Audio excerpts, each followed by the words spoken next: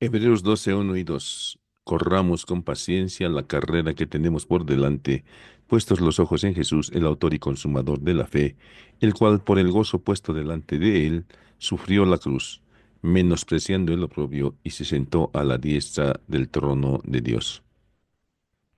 Pues nuestra meta es el Señor Jesucristo, el cual ha dado su vida con mucho gozo, pensando precisamente en que ese sacrificio nos estaba liberando y salvando de la muerte eterna y de la ira venidera.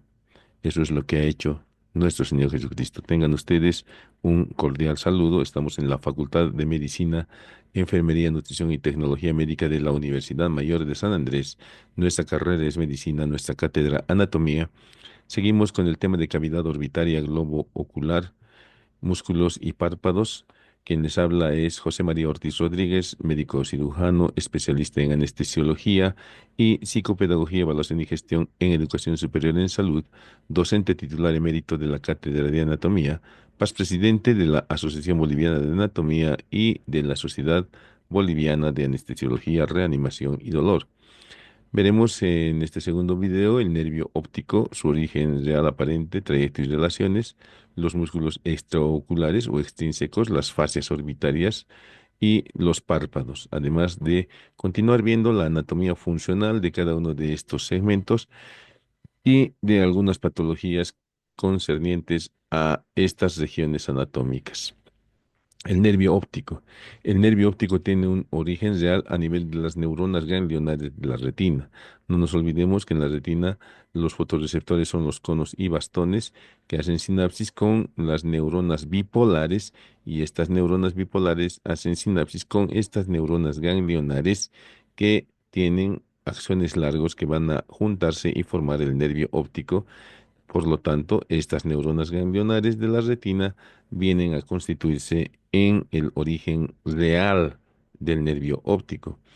El nervio óptico, para cumplir la definición de origen aparente, pues tiene su origen aparente a nivel del quiasma óptico, es decir, muy cerca al sistema nervioso central.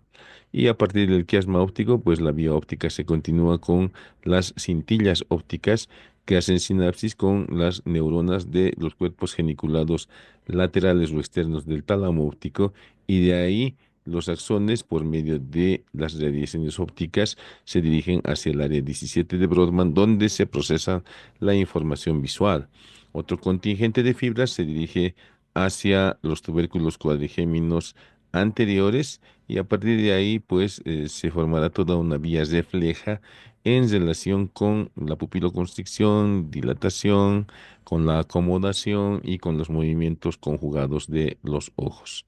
Pues aquí tenemos un resumen de la vía óptica, de la vía visual, donde en la retina tenemos un campo nasal, un campo temporal, que en el nervio óptico corresponden al propio globo ocular, y al llegar al quiasma óptico, pues se cruzan las fibras, y las fibras del campo nasal de un ojo van por la cintilla óptica del lado contrario y lo propio de este otro ojo, y llegan hacia el cuerpo geniculado externo, de ahí a los tubérculos cuadrigéminos anteriores para la vía óptica refleja, y la vía óptica directa llega hasta el lóbulo occipital, a los labios de la fisura calcarina en el área 17 de Brodmann, donde se procesa toda la información visual.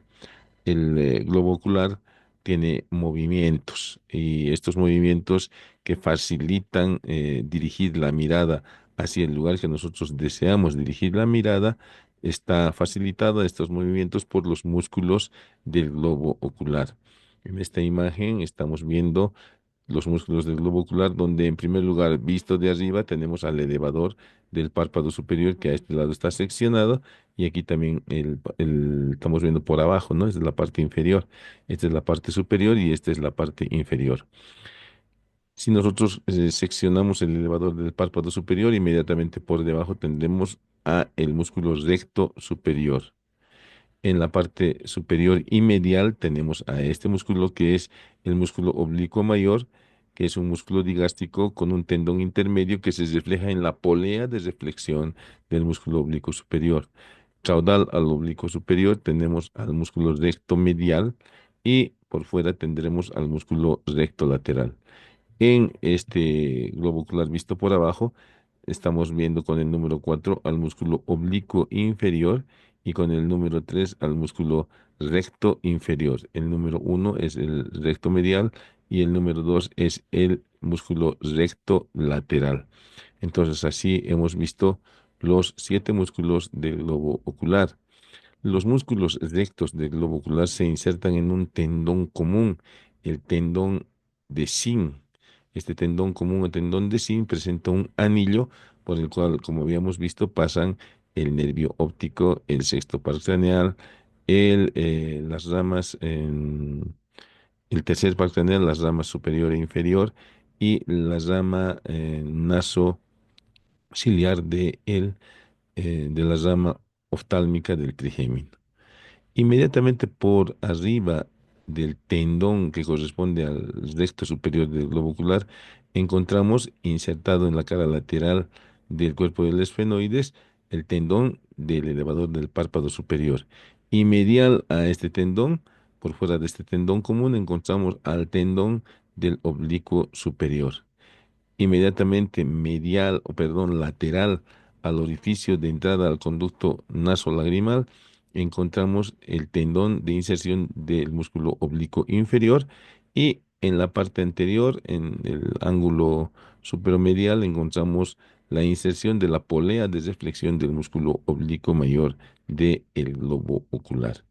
Aquí estamos viendo precisamente el elevador del párpado superior seccionado, el recto superior insertándose en la esclerótica, el recto lateral lo propio, el recto inferior, el recto medial, el oblicuo superior reflejándose en su polea de reflexión y el oblicuo inferior originándose cerca del orificio de entrada al conducto nasolagrimal, dirigiéndose al hemisferio posterior del ojo en el cuadrante inferolateral, el oblicuo superior al cuadrante supero posterolateral. Y ahí tenemos al recto superior que, como habíamos dicho, se origina en el tendón común y termina en la esclerótica cerca a la córnea. Ahí tenemos los músculos recto medial, inervado por el tercer par craneal. Este es el cuarto par craneal que está inervando a el músculo oblicuo mayor del ojo. Ahí está su polea de reflexión, el tendón intermedio y ahí está el vientre anterior que termina insertándose en el hemisferio posterior del ojo en el cuadrante superolateral. Ahí tenemos el músculo recto inferior y el oblicuo inferior. El recto inferior, lo propio, se origina en el tendón común, está inervado por el tercer par craneal, lo mismo que el oblicuo inferior. El oblicuo inferior se origina cerca al orificio de ingreso al conducto nasolagrimal, se dirige oblicuamente hacia abajo y hacia atrás, y en el hemisferio posterior del globo ocular se inserta en el cuadrante inferolateral. Y estamos viendo también aquí el músculo recto medial, también inervado por el tercer par craneal. Y este otro, como ya hemos mencionado, es el oblicuo superior, inervado por el cuarto par craneal. Nuevamente, el oblicuo superior completo, originándose en un tendón que está medial al tendón del músculo elevador del párpado superior, un tendón intermedio que se refleja en la polea de reflexión del oblicuo mayor del ojo y un vientre anterior que se dirige oblicuamente hacia atrás, hacia el hemisferio posterior del globo ocular para insertarse en el cuadrante superolateral. Aquí también podemos aprovechar para ver los nervios ciliares cortos y largos pasando a ingresar al globo ocular alrededor del nervio óptico, ¿no? Y este es el ganglio ciliar, este es el segundo par craneal o nervio óptico que ya lo hemos visto. Y los músculos del globo ocular, continuamos viendo aquí al músculo oblicuo inferior, ahí está su inserción cerca al orificio del conducto lácrimo-nasal y su inserción en el hemisferio posterior del globo ocular. Aquí está el oblicuo superior con su inserción en el hemisferio posterior, el recto superior, el recto lateral y ahí tenemos el ganglio ciliar del cual están procediendo los nervios ciliares. No nos olvidemos que tienen una raíz sensitiva del nervio oftálmico, una raíz simpática del plexo simpático pericarotídeo y una raíz parasimpática del tercer par craneal. Ahí tenemos pues precisamente el músculo oblicuo superior, ¿ya? Vean cómo es de tenue para ir a insertarse en el hemisferio posterior del globo ocular en el cuadrante superolateral del mismo. Y el oblicuo inferior, que ya lo hemos mencionado, que se inserta también en el hemisferio posterior del globo ocular en el cuadrante inferolateral de la esclerótica. Bueno, pues aquí vemos la distancia relativa que hay entre la inserción de los músculos del globo ocular y el contorno, el borde de la córnea. Y vemos pues que el recto superior está aproximadamente a 8 milímetros, el recto inferior a 6 milímetros, el recto medial a 5 y el recto lateral a 7.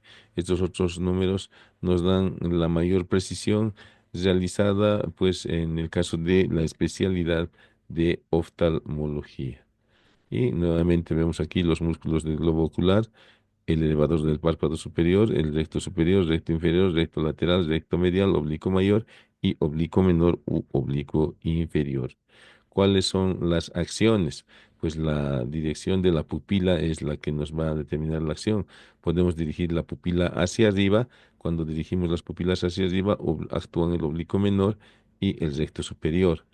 Cuando dirigimos la pupila medialmente, actúan el oblicuo menor, el oblicuo mayor y el recto interno. Cuando dirigimos la pupila hacia afuera, actúan el recto superior, el recto inferior y el recto lateral. Cuando dirigimos la pupila hacia abajo, actúan el oblicuo mayor y el músculo recto inferior. Entonces aquí vamos a ir desglosando esto. Vemos cuando dirigimos la pupila hacia arriba, actúan, como habíamos dicho, el recto superior y el oblicuo inferior, que nos ayudan a llevar las pupilas hacia arriba. Además que el músculo de Müller hace que el párpado superior también se desplace hacia arriba junto con el músculo elevador del párpado superior. Cuando dirigimos la vista a un lado, ya sea a la derecha o a la izquierda, uno de los ojos se dirige pues lateralmente, ¿ya? Lateralmente, impulsado por los músculos recto lateral, recto superior y recto inferior. Y el otro ojo se dirige medialmente. Y para dirigirse medialmente, actúan el oblicuo superior, el oblicuo inferior y el recto medial.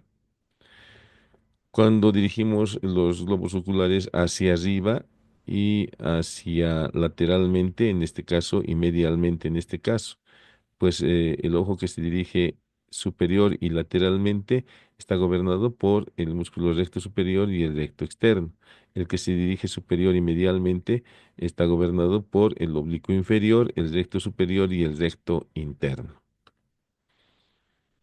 Cuando dirigimos las pupilas hacia abajo, pues están actuando los dos músculos oblicuos superiores y los dos músculos rectos inferiores. Pues cuando dirigimos la pupila hacia abajo, pues el párpado inferior es traccionado por el músculo tarsal inferior, que es una dependencia del recto inferior, y cuando dirigimos la pupila hacia arriba, el párpado superior también es dirigido hacia arriba gracias al elevador del párpado superior y al músculo tarsal superior o músculo de Müller. Ambos músculos tarsales son músculos lisos que están inervados por el sistema nervioso simpático. Y en este cuadro vemos pues un resumen de las acciones musculares. Esta es la posición primaria con la vista hacia adelante y cuando elevamos las pupilas actúan como hemos visto ya el recto superior y el oblicuo inferior de manera bilateral. Y lo propio cuando dirigimos la pupila hacia afuera y hacia arriba, actúan en este ojo el oblicuo inferior y en este otro ojo el oblicuo superior. Cuando dirigimos francamente en sentido de una dirección, este ojo está siendo movido por el recto lateral y este otro por el recto medial. Lo propio cuando hacemos la visión hacia el otro lado. Cuando miramos oblicuamente hacia abajo y hacia afuera, actúan en un ojo el oblicuo superior y en el otro ojo el recto inferior. Y cuando dirigimos la mirada hacia abajo, pues actúan simultáneamente los dos oblicuos superiores y los dos rectos inferiores. Entonces, ahí vemos además la inervación de cada uno de ellos. Pues puede haber una lesión de algunos nervios o de algunos músculos que puedan producir desviaciones de la mirada. Es muy frecuente la desviación de la mirada hacia adentro de parte de los dos ojos, ya sea por debilidad de los músculos rectos laterales o por lesión del sexto par craneal. A esta patología se le conoce con el nombre de estrabismo. Cualquier desviación de la mirada es un estrabismo y en este caso es un estrabismo convergente, puesto que las pupilas están convergiendo hacia el centro. ¿Cómo se hace el tratamiento? Pues el oftalmólogo se hace el tratamiento con lo que se llama plicatura, es decir, plegar el músculo que está alargado y produciendo el estrabismo. Como habíamos mencionado, el estrabismo convergente, debido a lesión del sexto par o a lesión del músculo recto lateral, es el más frecuente. Y pues aquí vemos cómo el oftalmólogo está traccionando el músculo para hacer una aplicatura, es decir, acortar el músculo para evitar el estrabismo. El globo ocular está rodeado por lo que se llama vaina del globo ocular o fascia bulbi o cápsula de Tenon. Ahí está señalada la cápsula de Tenon o fascia bulbi, que termina por delante en el anillo conjuntival. Ahí está la conjuntiva en verde. Entonces todo lo que está por fuera de eso forma un círculo que se llama anillo conjuntival. Ahí termina la cápsula de Tenon y por detrás termina cerca al nervio óptico esta cápsula de Tenon. Entre la esclerótica y esta cápsula o vaina del globo ocular se encuentra un espacio que se llama espacio epiescleral. Pues se tiene que conocer este espacio porque puede infectarse y llenarse de materia purulenta. El globo ocular tiene esta vaina, la cual está perforada por las mismas estructuras que perforan la esclerótica, es decir, en la parte posterior del nervio óptico, la arteria y venas centrales de la retina, alrededor del orificio del nervio óptico, los orificios de las arterias y nervios ciliares cortos y largos, y en el ecuador los orificios de las venas vorticosas, y además, en este caso, la vaina del globo ocular está siendo perforado por los diferentes músculos que van a ir a insertarse en la esclerótica. Seis músculos: recto superior, recto inferior, recto lateral, recto medial, oblicuo superior y oblicuo inferior. El elevador del párpado superior, al no insertarse en la esclerótica, pues no requiere perforar esta vaina aponeurótica del globo ocular. Y por delante, pues esa vaina se detiene, habíamos dicho, en el anillo conjuntival, y pues el anillo conjuntival va a determinar este gran orificio en la vaina del globo ocular, en el cual se encuentra también la córnea. Ya habíamos mencionado el espacio epiescleral, y los músculos también se encuentran envueltos por fascias, y estas fascias tienen algunas prolongaciones. Vemos aquí cómo la vaina, la fascia de los músculos rectos se continúa lateralmente con estas prolongaciones, que hace que los músculos rectos estén unidos entre sí, lo cual facilita una coordinación en los movimientos musculares para los movimientos oculares. Y pues vemos cómo de los músculos rectos especialmente parten estas expansiones conjuntivales que se dirigen hasta el fondo de saco conjuntival, que evitan que este fondo de saco se pliegue, se desprenda y esté obstruyendo la visión por delante de la córnea. Ahí tenemos la expansión palpebral del músculo recto inferior, que se continúa con el músculo tarsal inferior, que, como habíamos dicho, cuando dirigimos la mirada hacia abajo es muy importante para desplazar simultáneamente el párpado inferior. Las expansiones orbitarias de estas aponeurosis musculares son fundamentalmente estas dos laterales, que son el aleta ligamentosa lateral, que se termina insertando en el contorno del borde orbitario, y la aleta ligamentosa medial, que también van a limitar la fuerza muscular de los movimientos para el globo ocular.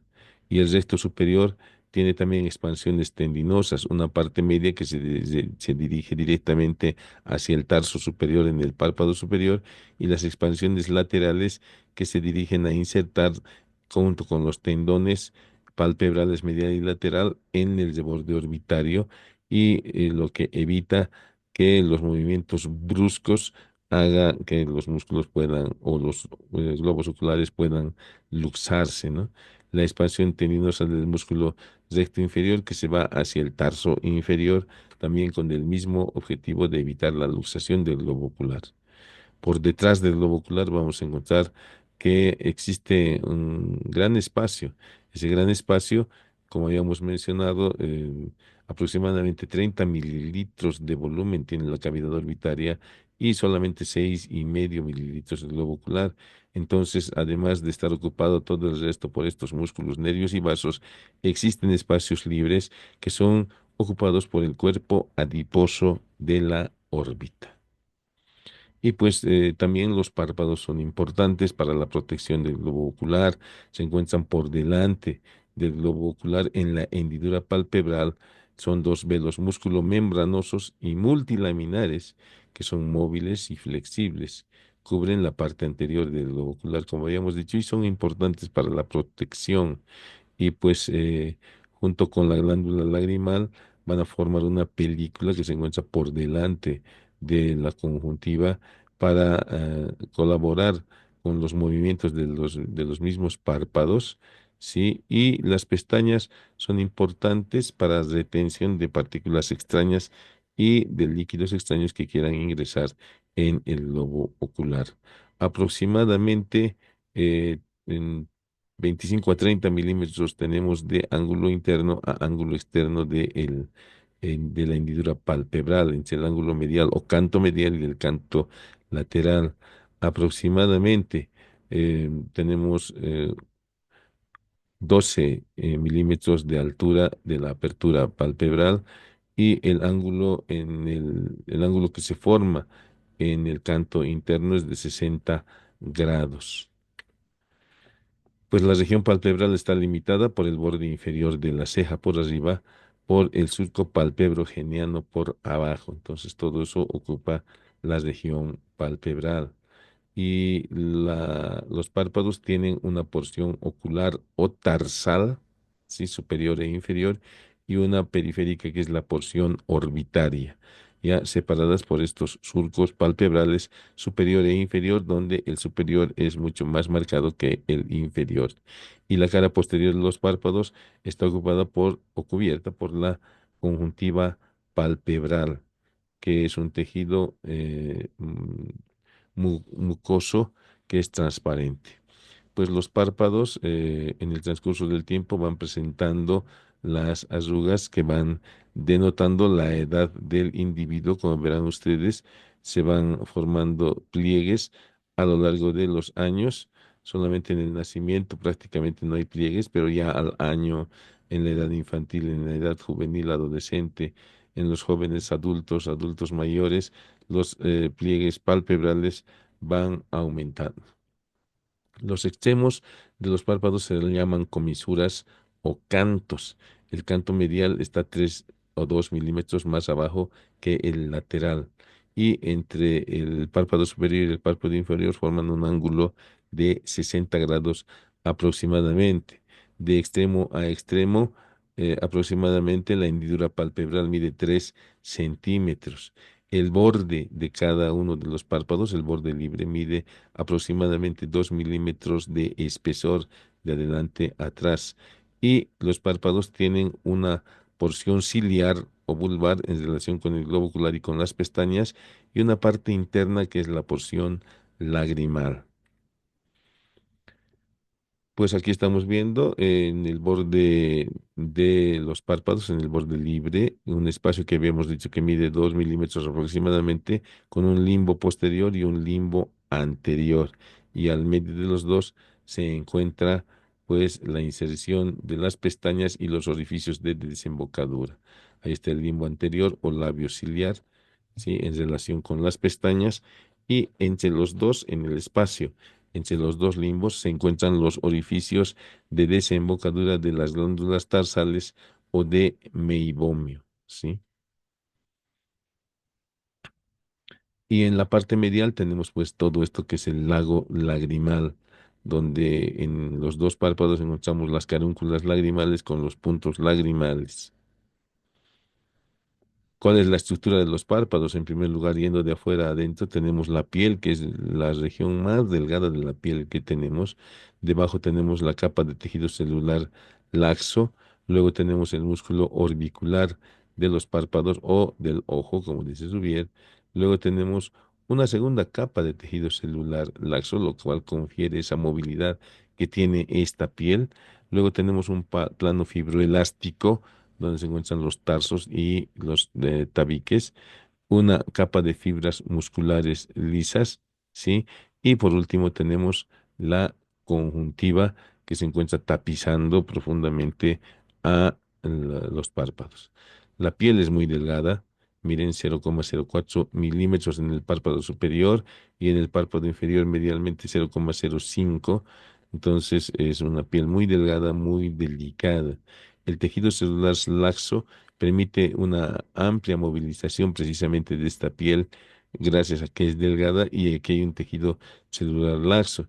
Luego tenemos el músculo orbicular de los párpados o del ojo, que tiene una porción orbitaria, una región marginal preciliar y una retrociliar, una región pretarsal y esta que es la región preceptal y una parte profunda que es el músculo de Horner. Aquí tenemos precisamente la parte profunda o músculo de Horner o músculo lagrimal que se encuentra envolviendo a esto que es el saco lagrimal y cuya contracción va a hacer que las lágrimas se dirijan hacia abajo, ¿no? Ahí está el músculo de Horner o porción profunda del músculo orbicular de los párpados. Y ahí está el tarso superior con la porción pretarsal del músculo orbicular de los párpados. La segunda capa de tejido celular laxo se encuentra debajo precisamente de este músculo orbicular de los párpados. ¿Sí? Ahí vamos a encontrar entonces que es también una capa muy laxa. Ahí tenemos precisamente estas capas de tejido celular que están bien estudiadas y forman dos o tres compartimientos en cada uno de los párpados y que en cirugía estética son determinantes para hacer desaparecer estos bolsones que aparecen con la edad. Entonces, la porción fibroelástica o plano fibroelástico está formado por estas estructuras que son los tarsos, tarso superior y tarso inferior, que le dan una consistencia dura cerca de los bordes de los párpados. Y cranealmente encontramos los tabiques orbitarios, que unen los tarsos hacia el borde orbitario óseo. Ahí tenemos precisamente los tarsos superior e inferior, y ahí tenemos por arriba tendrían que estar los tabiques orbitarios ocluyendo toda esta región. Dentro de los tarsos vamos a encontrar pues las glándulas tarsales, que son unas glándulas serosas o glándulas de meibomio, cuyos orificios de desembocadura se encuentran en el borde libre de ambos párpados, ¿no? Ahí tenemos precisamente la porción tarsal de los párpados y ahí está el tabique orbitario, ¿no? Los tabiques orbitarios que unen los tarsos hacia el borde orbitario. El músculo tarsal superior es el músculo de Muller, que es una musculatura lisa, lo mismo el músculo tarsal inferior, que también es musculatura lisa, cuya función es dirigir los tarsos y obviamente los párpados hacia arriba cuando la visión se dirige hacia arriba o hacia abajo cuando la visión se dirige hacia abajo. Los párpados están muy bien irrigados. Miren la arteria supraorbitaria, la arteria supratroclear, que son ramas de la oftálmica, proporcionan irrigación a los párpados superiores. También la arteria angular, que es la continuación de la arteria facial, la arteria infraorbitaria con sus ramas ascendentes, la arteria transversa de la cara también irriga los párpados y la rama orbitaria de la arteria temporal superficial también está viniendo a formar esta nutrida irrigación palpebral. Todo esto va a generar un retorno venoso que ocupa las mismas venas correspondientes a las arterias que han enviado la irrigación. La vena supraorbitaria, la vena supratronclear, la vena angular, todas, la vena infraorbitaria, son las que van a drenar el territorio palpebral. Y los linfáticos, pues se dirigen a los ganglios preauriculares, a los ganglios vertebrales y a los ganglios submandibulares en algunos casos. Los nervios, el nervio supraorbitario, el nervio supratroclear, el nervio lagrimal con sus porciones sensitivas, el nervio infraorbitario van a dar la inervación sensitiva a los párpados. Ahí tenemos una glándula de meibomio y además tenemos otras glándulas pequeñas alrededor de las pestañas, ¿no? Ahí están las pestañas que son numerosas y vemos cómo en el párpado superior y o en el párpado inferior pueden producirse infecciones por obstrucciones de los conductos ganglionares y pues eso es conocido con el nombre de orzuelo o de chalación. El chalación es cuando se infectan las glándulas tarsales, las de meibomio. Y el orzuelo es cuando se infectan las glándulas menores, las glándulas de Seyss, las glándulas de Moll. Y pues aquí tenemos un esquema de la conjuntiva. La conjuntiva es un tejido mucoso que se encuentra tapizando profundamente los párpados, la conjuntiva palpebral. Se encuentra tapizando por delante al globo ocular y entre las dos se forma un fondo de saco, el fondo de saco conjuntival, cuya periferia está formando un anillo que es el anillo conjuntival. La conjuntiva está muy bien irrigada, sí, es un tejido, como habíamos dicho, mucoso, pero es transparente que permite que los rayos luminosos pasen a través de la córnea hacia el globo ocular. Sí, los fondos de saco, como hemos dicho, son superior e inferior. El fondo de saco superior permite la desembocadura de los conductos de las glándulas lagrimales y ahí tenemos la conjuntiva inferior en la cual nosotros podemos observar procesos ya sea de cambios de color por palidez, anemia o por eritrocitosis. Ahí está la conjuntiva, el fondo de saco conjuntival superior, donde desembocan, además de estas glándulas que están mencionándose aquí, de Wolfram y de Krause, que son las lagrimales menores, las glándulas lagrimales mayores, ¿sí? También tienen células caliciformes que van a producir algo de moco, un moco muy fluido, y ahí está el fondo de saco conjuntival inferior, que es donde se depositan los medicamentos cuando utilizamos gotas, ¿no? Miren la conjuntivitis como engrosa la conjuntiva. Si se engrosa demasiado, pues puede obstruir la visión. La conjuntivitis puede ser inicial, como en estos casos que hemos visto, o como en este caso, unas conjuntivitis muy severas o incluso conjuntivitis infecciosas, las cuales deben ser tratadas con antibióticos. La conjuntiva también puede impregnarse de pigmentos biliares, lo cual va a denotar la ictericia, o puede estar muy blanca la conjuntiva, lo cual está denotando anemia. Ahora, la conjuntiva puede engrosarse formando estos engrosamientos que se denominan pterigium. Bueno, estos engrosamientos de la conjuntiva pueden ser tratadas con rayos láser. Muchísimas gracias por su atención.